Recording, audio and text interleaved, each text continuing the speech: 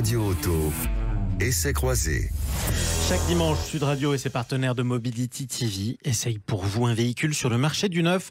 Aujourd'hui, une italienne, la dernière version de l'Alfa Romeo Giulia, avec nos deux spécialistes que je vous représente. Mélina Priam, bonjour à vous. Bonjour. Journaliste à l'Autojournal, qui est en ce moment dans vos kiosques d'ailleurs. Nous sommes avec Stanislas Laroumet également, bonjour à vous. Bonjour Jean-Marie. Vous êtes vous aussi journaliste, parfois à l'Autojournal et fondateur de Ma Voiture Idéale. Tiens, je crois que vous êtes amoureux de cette voiture, la dernière Giulia.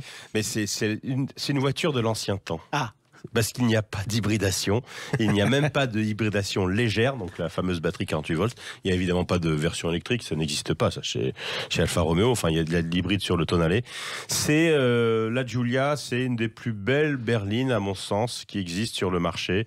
C'est pour la situer, c'est une concurrente des BMW série 3, Mercedes classée et consorts.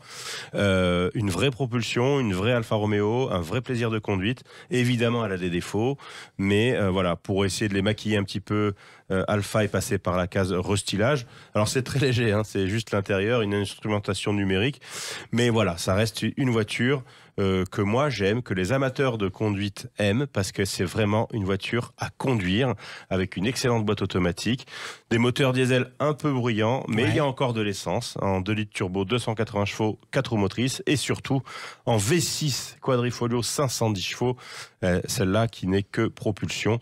Malheureusement, elle souffre d'un malus assez important, 6 375 €. Pourquoi ?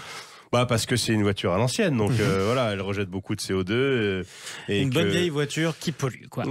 Qui pollue, non, pas forcément. Pas tant que ça, il ne faut pas exagérer. Le CO2 en lui-même, c'est pas ce qui tue les hommes, hein. C'est les NOx, les particules, etc. Et tout. Ça, c'est pour le diesel, effectivement. Le CO2, c'est pour la planète et le changement climatique. Voilà, exactement. Donc ça réchauffe un peu, mais bon, après, ça reste une super voiture. Arrêtons-nous quand même sur Stanislas Laroumet, c'est important de le souligner. C'est quelqu'un qui a grandi avec les voitures thermiques et qui ne se résout pas à leur disparition. Donc mais j'ai surtout grandi en Alfa. Exactement. Vous lui proposez un modèle traditionnel. Il a l'impression de renaître. Ce qui est important de dire aussi, c'est que quand on la regarde, on voit tout de suite que c'est une Alfa. C'est le style d'une Alfa, la calandre triangulaire. Mélina Priam. C'est une Alfa, c'est une berline avec une élégance classique. Mais voilà, mais c'est ce qu'on aime aussi, c'est ce qu'on aime chez Alfa. Ce côté de la berline italienne, élégante, raffinée, même si on peut lui reprocher des petits détails de finition à bord. Qu'est-ce qu'on tient ? Soyons concrets. Petits détails de finition que vous pouvez lui reprocher qui vous ont pas plu. Ça va être des petits ajustements, c'est toujours un peu ce qu'on reproche aux Italiennes en général. C'est-à-dire tout n'est pas monté parfaitement, les ajustements à bord. Vous allez avoir des matériaux qui sont moins raffinés que chez les concurrentes allemandes. Un peu de plastique dur. Un peu de plastique. Encore que sur la Giulia, c'est plutôt quand même bien fait. Et là, ce qui se passe sur la Giulia, c'est que c'est une auto qui a 7 ans.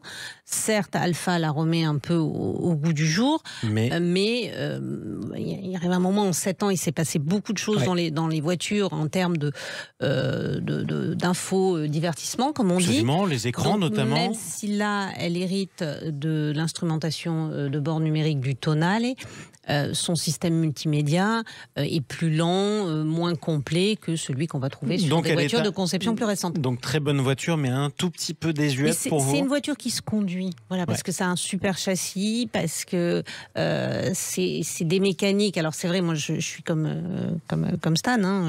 Vous êtes nostalgique de l'ancien monde. Bon. Non, nostalgique, non, parce que je suis pas nostalgique, parce que effectivement, il faut qu'on tende vers des choses qui soient plus vertueuses.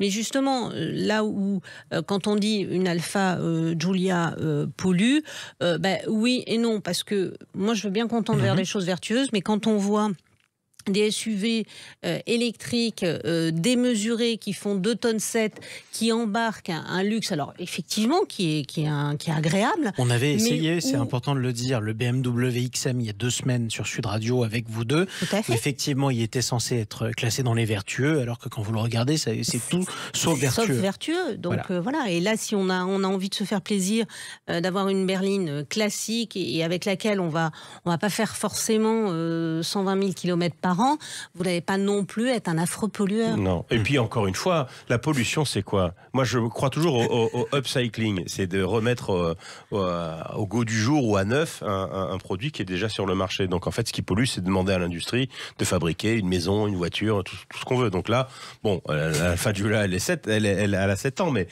c'est pas pour ça qu'elle ne demande pas à l'industrie d'être fabriquée, mais moi je trouve que c'est une voiture qui est très attachante. Ouais. Alors en effet, Cédric n'est pas là pour le dire parce qu'il aurait dit les écrans. Cédric Fréour qui reviendra. Les écrans, oui, ils sont pas super, mais on s'en fout complètement. C'est pas grave. On est super bien assis. Vous prenez pas une voiture pour avoir un écran. Ah non. D'ailleurs, dans mes voitures, il y a des écrans qui sont absolument minables et je m'en fiche complètement. Non, c'est vrai que le multimédia est dépassé. Il n'y a pas de version break, ce qui est dommage. Ça aurait pu être une très jolie voiture en break et ça consomme un peu en essence. Petite question importante, parce que malgré tout, on parle d'Alfa Romeo, qui est une marque mythique. S'il en est, vous nous dites que c'est un modèle de voiture un peu désuet, mais alors formidablement agréable à conduire, mais qui n'a pas forcément les derniers équipements à la pointe, et en plus qui n'est pas électrique. Est-ce que la marque est en retard par rapport aux évolutions du marché ? Ah, ça, oui. En tout cas, sur cette gamme-là, c'est sûr. Puisqu'ils n'ont que 3 modèles. Ils ont le Tonale, qui est le petit SUV, le Stelvio, qui est le gros SUV, taille Audi Q5, si vous voulez. Et puis, cette fameuse Giulia, donc concurrente des BMW série 3. Est-ce que c'est pas inquiétant pour la marque à court terme ? Alfa Romeo va pas très bien. Ça, c'est sûr. Alors, après, le Tonale, on en a dit beaucoup de mal, mais ils le vendent bien. Donc, tant mieux pour eux.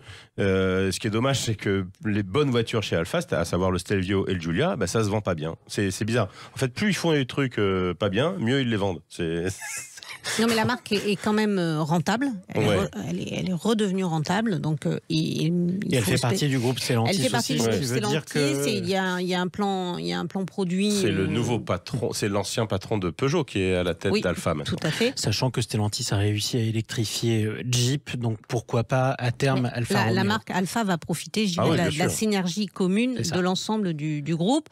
Et donc, il y a un plan produit qui va se développer. Donc, il ne faut pas trop s'inquiéter non plus pour la marque. En tout cas, on reste sur une déclaration d'amour de vous deux pour le seul fait de conduire une italienne. Celle-là, une italienne comme ça, parce que le Tonale, moi, je le conseille pas franchement, mais celle-là. Vous l'avez déjà dit dans le passé, c'est vrai. Mais celle-là, oui, mais à fond, allez-y. C'est plus original qu'une série 3 ou qu'une classe C Mercedes. Ça a vraiment une gueule. Malgré son âge, elle vieillit pas. Je trouve que le dessin est remarquable. C'est relativement habitable. Bon, c'est pas géant, mais et confortable. Pour les gros rouleurs, c'est une super voiture. Hein. Donc, je me tourne vers la dernière Alfa Giulia. Si je suis un gros rouleur qui a une petite famille quand même. Oui. 2 enfants. 2 enfants, bien sûr. Oui. Je me gare facilement en ville ? Non, parce que c'est une Alpha, donc ça braque assez mal. Si, celle-là, elle braque bien, c'est une propulsion, ça va. Bon. Donc, il vaut mieux être plutôt dans le périurbain ou la France rurale ? Oui, non, mais il faut avoir un parking. Voilà. Écoutez, achetez-vous un parking en ville, vous verrez si c'est facile.